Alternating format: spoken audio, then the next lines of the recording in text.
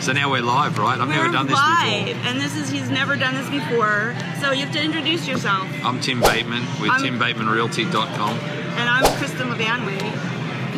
And this isn't like comedy. You got to look at yourself. I hate my mouth. Jeez, I look like. Yeah. Oh, it's. Well, you don't have to. I inherited it from my father. So. Oh, well, there you go. It should make you feel happy then. I can remember my dad every time I look at my mouth. So anyways, we thought this would be fun because we're both real estate agents and... I'll look at you, there you go, that's better. Rather than looking at me, I'll look at you. Yeah, look behind you so you can read what's on that screen. Oh yeah, of course. Okay, go ahead, sorry. Oh, I was just saying that we thought this would be fun. Yeah. Because we both know a lot about real estate. Yeah. And we like to talk about it. So there's a couple people actually watching, that's great. Good, this is great. Yeah, so hey Drew. Hi Drew. So we decided today that we're going to, as real estate agents, we're going to talk about rentals. Yes. And yes. I think one of the most interesting things about rentals is all the horror stories you read about online, which as a landlord I have never ever come across. Never? No, You've never had any horror stories? No, I've been renting since 1994. 1995, I bought the property in 94 that I rented. I started renting it in 1995. How you doing? Chris Taggart. Oh, this is a good time to do this. Look at all these people. Yeah, this is great. And I honestly can say I've never had any problems. I mean, now that you've said that, though, you know what's going to happen. Yeah, I know. I'm going to jinx myself. You've totally jinxed yourself. Yeah. You better knock on this table right now. Knock on wood right here. That's the best one for me. Yeah. But I think, but by the same token, I think you have to be prepared for stuff like that. You have, especially in Arizona. I think, we're talking. Chris and I are talking about, we want to do this. We'd like to get some investors who will buy some investment properties with us. Yep. But I think the thing is to be fair to the investors, to tell them that you got to be prepared for stuff. That I have my rentals checked twice a year, the AC checked. That's a good idea. I have warranties on my properties. Of course, and I have a kitty because I know some things are going to go wrong. A couple of years ago, I had an AC go out in the middle of summer. Right. So I think if you're prepared. Chris Taggart says you're lucky that you haven't had any horror stories, but like we said, those days are probably over now. But look, but you can turn horror stories into great stories. Like I saw a thing on Facebook, and a lot of people may have seen it, where this guy had left thousands of beer cans in the apartment that he rented. Empty beer cans? Yeah, empty beer cans. He had just drank them and thrown them on the floor. Oh. To a point where they were like 4 to 6 feet high all through the apartment. I mean, there were thousands and thousands of them, and people were like going on there going, oh, that's horrible, oh, that's this, oh, that's terrible. You know what I said? Collect them. Right. You can hand them in, you can make money. Sure. This guy has given you a second source of income. Yeah. I mean, always look on the bright side. Yeah. So yeah, it's a mindset. It's a mindset. Yeah. Yeah, exactly. That's a good way of looking at it. Well, I mean, you have to go into it knowing that it's like a lot of things. It's not like on TV. There's a real life side to this. You've got a property to maintain. Right. And you've got people. When you throw people into the mix, it always makes things interesting. Yeah. So. But I think also what gives you good karma is if you're good to your tenants. That's true. I've got people stayed a long time with me because I always fix things when they come up. I make sure, like I had an air conditioning guy come out and he said, you got a part that's going out. He said, but it's under warranty through 2019. I said, well, get a new one. I don't want it going out this summer on my tenant, and people are grateful for that. She's like, oh, thanks, Tim. I don't have to worry about that. Yeah. So I think that helps also. You're good to people. Hey, Gary Herkimer. I don't know. Do you know any? I don't know any of these people. These are all friends of yours. They're going to be friends of yours now. That's great, though. But yeah, I think I've heard that too. If you have a nicely maintained property and you treat your tenants well, you'll have good tenants, you'll have less problems. Right. And you can charge a little more rent. People will pay a little extra for a well-maintained property. Well, and I think also talking about rents and the amount of money you can get, that's the other thing I like about the Phoenix market. Like I say, I've owned rentals since 95. Not a lot. I don't think I'm this huge, big conglomerate. I'm not. I just have a couple, but you have your ups and downs. There's times when I couldn't get a lot of money for them, but I was able to cover my payment at the time when I was paying it off, that particular one. But going forward, I don't see a lot of ups and downs in the Phoenix rental market. I think people are going to continue to move here. Yes. I think we've got a country across the border from us called California where 36 million people live. Yeah, they're flooding over here. Yeah, and their GDP is the 4th highest in the world, but I think we've got that ready-made market, and a lot of them are going to come and obviously rent for a year or two. Yeah, they're happy to rent here. This is an article that I could not find on my iPad. Amongst your 54,000 emails that you've never opened. So Laurie and everyone else is watching, if you haven't heard back on your email from Kristin, it's buried somewhere. There's a couple there. But it was talking about the rental market, and I believe it was San Francisco, but there's a couple of areas that are the same. And they talked about this woman who was paying $1,200 a month to rent one bedroom, a shared bathroom, and some space in the vegetable drawer of the refrigerator. $1,200 for that. Well, the other thing also with San Francisco, I read an article the other day, they say 9.8% of the people who live there actually have the income to afford to buy a property. Yeah, 9.8%. That's crazy. That's crazy. I mean, that's the other thing about Phoenix. You can move here, you can rent. Yeah. And then when you're ready, hi, Laurie. You know, it's more affordable. So you have that affordability to be able to purchase, and the rent's not going to cost you an arm and a leg. So if you have a decent income, you're able to save up your down payment. Right. And closing costs and so forth. So when you're ready to go, you can move into something affordable in what I feel is a great city to live. Yeah, my son is buying a house. Right. So we've just started shopping. He's 20.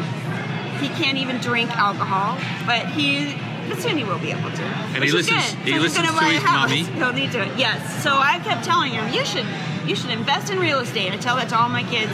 And the youngest one, I guess he heard it long enough that he finally took it to heart. So him and his friend are going in together to buy a place, and they're going to buy a 3-bedroom so they could rent out 1 bedroom. Yep.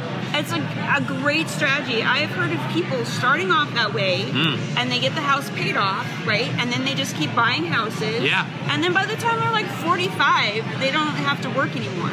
Yeah, no, I play poker about once a month with some folks, and there's a girl who plays poker. She's a pharmacist. And that's what she did, moved to Phoenix. She's bought a house a year for like 12 years. And she's killing it. Yeah. She's killing it. She's not a client of mine. I just play poker against her. She's a very good poker player. She's a very good poker player, by the way. She's a great bluffer. Yeah, you got to watch her. She's kind of sneaky. But I understand with your son. I'll tell you a funny story. Well, a story. When I was 19, I bought my first real estate. I bought land when I was living in Australia. And my mother was the one who influenced me, because I'd watched my mother buy and sell land and properties from when we were younger, you know. But I remember I came home on a Thursday from work, and my mother said to me, "What are you doing Saturday?" I said, "I'm going for a surf." She goes, "Okay, when you finish going for a surf, come back, meet me at the real estate agent." I said, "Why?" She said, "We're going to go buy you some land." She goes, "You're making good money, you're going to waste it." Oh, good for her. So I went and I bought the land, I paid it off, and I doubled my money within a couple of years and travelled on it. So, nice. See, you're doing the right thing by your child. Oh, yeah. It's a great way to go. I mean, I know that people have some concerns about investing in real estate because of the crash. It's a little PTSD thing. Sure. Understandable, but you know, here's the thing. You've got to look at the facts. You got to look at actual data and information, not stuff that's on the news. Like, I'm not going to get a fake news thing, but it's not even the news. It's like Facebook news, you know? Right. It's like people just talking without knowing what they're talking about. And you hear this stuff, and it's rumors, and people can sell it really well. Oh, this crash is coming. Yeah. I've heard that every single year since I've been in real estate, and it happened one time. Right. So, I mean, it's, you know, I guess sometimes they're right, but if you look at the information right now, there's nothing that would make you think there's going to be a crash. Right. Everything indicates property values going up, a shortage of inventory. But how is there going to be a crash when there's not enough houses to go around, when people are paying, you know, a pretty penny just to have a chance to buy a house? And I think you're right also, the fact about all the news that's out there. I think now there's way too much news. I find I'm following a particular stock that a friend told me about, and for every good story, there's a bad story. Yeah, so that's true. You don't really know who to believe anymore. I think guys are telling good stories to push the price up so they can short sell it. Yeah. And I think there's other people telling bad stories about it to push the price down so they can sell it in hopes it goes back up. Yeah. And that's the other reason I think real estate's a better investment. I mean, the stock market is so manipulated now by computers and pushers and different stuff on the internet. It's a minefield out there as far as I'm concerned. Oh, yeah. You could just wake up one day and and it's crashing. I mean, I've seen the real estate crash way more times or the stock market crash way more than real estate. Yeah. But here's the thing. And you have no control. You have no idea what's going to happen. It's just something starts, some little trickly thing. Yeah. And then all of a sudden it just implodes. And then you're just lost, thousands and thousands of dollars. And, I know. Jump off a building or whatever. I mean that actually happens. I didn't jump off a building, but it doesn't really. I mean, I see those losses today. I'm like, wow. Anyway, that's. But the other thing I wanted to say, Kristin was talking about before we came on air, and you said, what else are we going to talk about? Well, here's the thing I want to talk about. If people are listening and you're Arizona sports fans, things are turning around for Arizona sports. Oh, I didn't know we were going to talk about sports. Yeah, well, that's one of the things. Okay. I just want to say this because today the Suns actually got the first pick in the draft.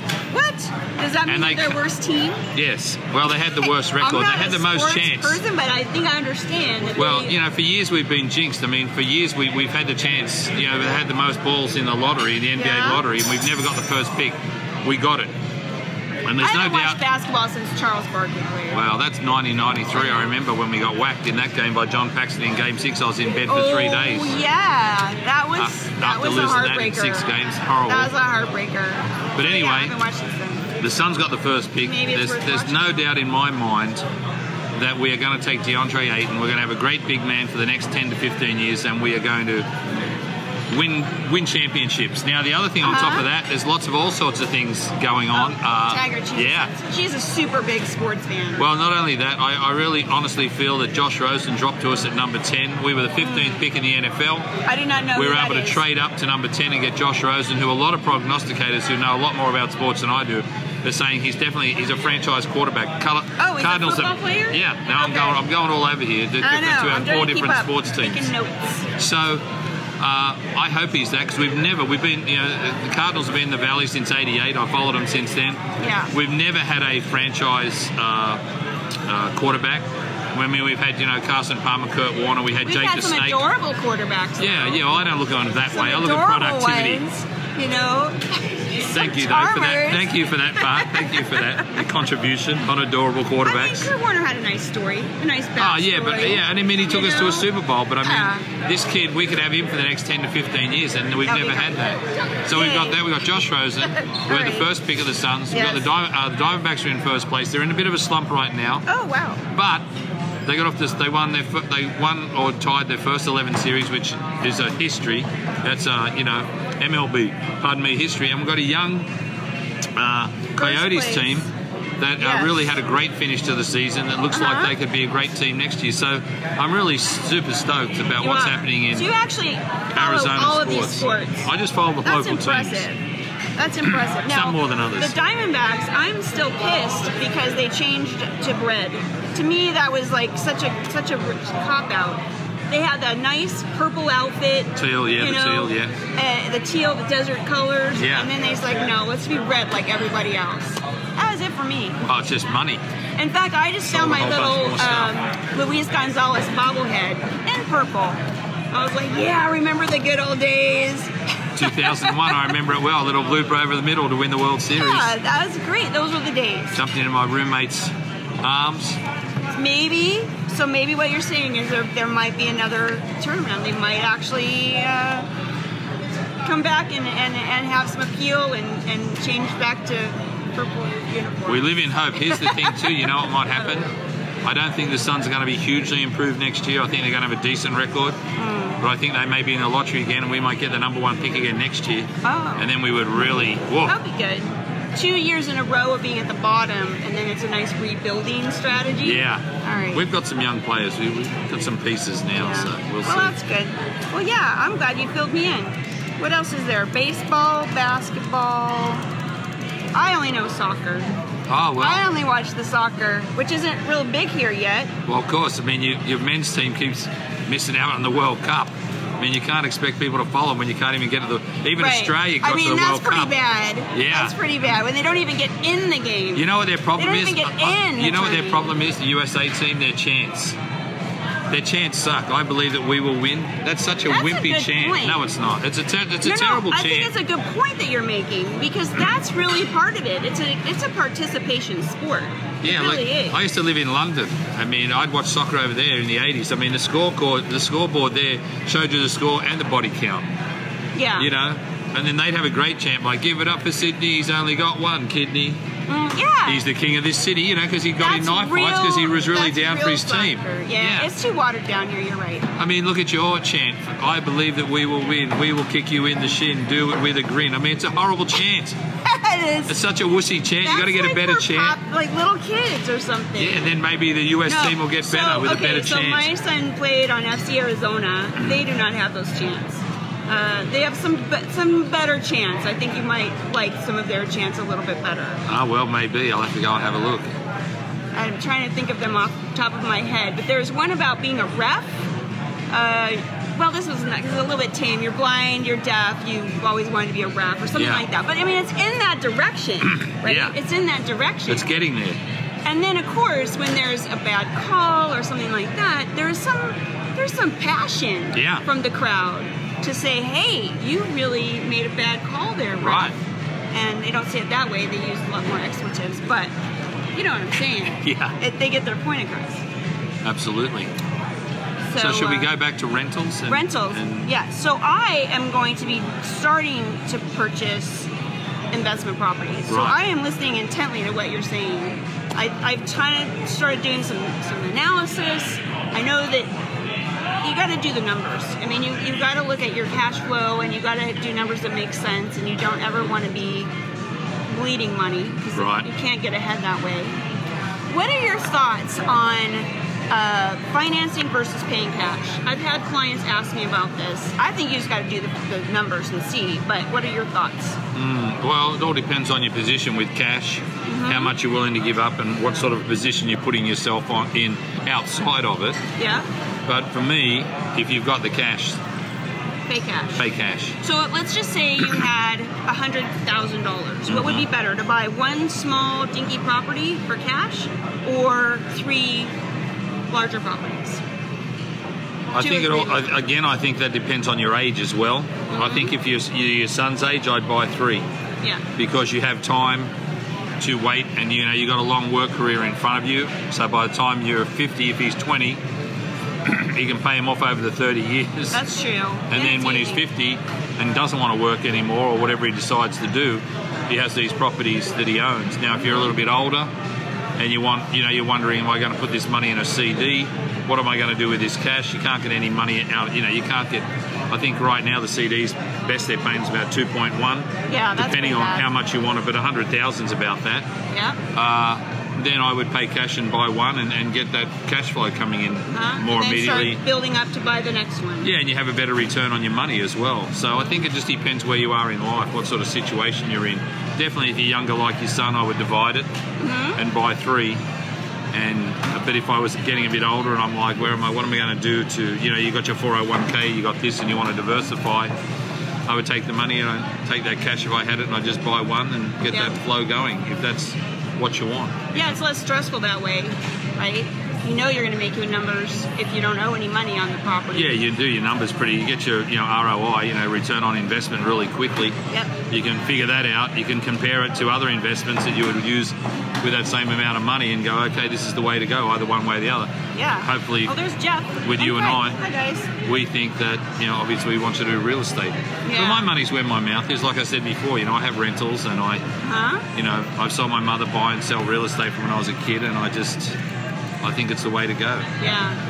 I've been spouting this for pretty much the entire time. Not the entire time. Okay, I'm exaggerating. I say it a lot, that renting doesn't make any sense right now. It really doesn't. I mean, unless you're just not able to buy a property, like you have bad credit or something like that, then what you should be doing is figuring out how to buy a property. Because, I mean, the rents are going up. The rents are going up quite a lot here. And, I mean, it doesn't. If you're going to pay that much money, you should be putting it in something that's going to make you money back. Well, and also you have no control. Yeah. I mean, once you own a property, your expenses are fixed. Yeah, you in know the sense that once you've paid it off, even if you're not paying it off, you know what your monthly payment is if you're on a 30-year fixed. Yes. You know what your taxes are. You know what everything is. Yes. And I think. But if you're renting, there's a couple of things that can happen. The landlord can come along at any time and say, "Hey, I'm putting up 100 a month, or I'm putting up 200 a month." Number one, or number two, they can come along and say, "Hey, I've decided to sell the place. You're out of here." Yeah. I mean, they could do that. So there's all you don't have any control. Oh, you want to stay another year? Then we'll add $200 to your rent each month. Yeah, and then also the fact that, like anywhere, people want to make a house their home, so they want to put up photos and they want to put up artwork and all sorts of things, so they want to paint it. And I've had tenants come to me and say, "Do you mind if we paint? We'll pay for it." I'm like, "Go for it." Yeah, that's nice. Once was a good decision, once it wasn't such a good decision. Maybe they didn't do a great job of painting, but but my point is, they watch too much HGTV and they just crazy, like with feathers or something. Yeah. Then it's a little much. But my point is once you own, you have control. Yes. When you rent, you have no control, and I mean, there's people that go, "Yeah, but I don't have any hassles either." That's true, but you don't have any control, and that's not a good thing. I don't know.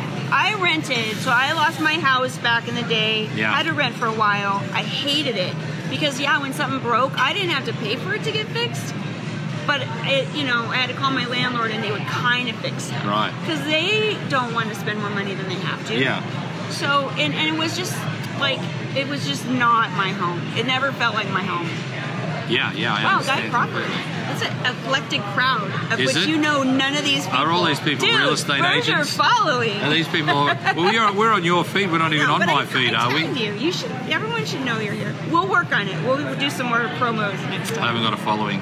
Yeah, we'll make sure you get one. It's probably 3 in Australia. That's why nobody's watching. Well, you've been. How long have you been here? I'm just kidding. Like I'm just 30 joking. years. You should know a few people here. Yeah, 30 odd, 30 more than 30. Yeah. So where are we at on time? I thought this would tell us. It doesn't tell you. Oh, it doesn't. It's like a bar. They don't want you to know how long you've been on. So you just keep drinking. You can just keep talking. Hey, does anybody have any questions? Yeah, that's the thing. Any questions? June Marie. Yeah, June Marie. Yeah. That's a nice name. She has like 4 names. Christine Jackson Brackman. You've got all these people with, longer names, 3 or 4 names. Kind of cool. Because if you're a woman, sometimes you put your maiden name on yes. so people will know who you are. I don't do that because mine is too long. It would be like off the screen. Kristin LaVanway is fairly long anyway. But my maiden name's Van Valkenburg, so forget that. I just have moved. I mean, I love it, but I just don't put it on everything. Yeah, it's too long. I've got it. People will just go like, what? No, they're just watching, but they're not. Nobody's talking. Hey guys, don't you have any comments? Do you want us to pick you something up from Whole Foods? That's where we are.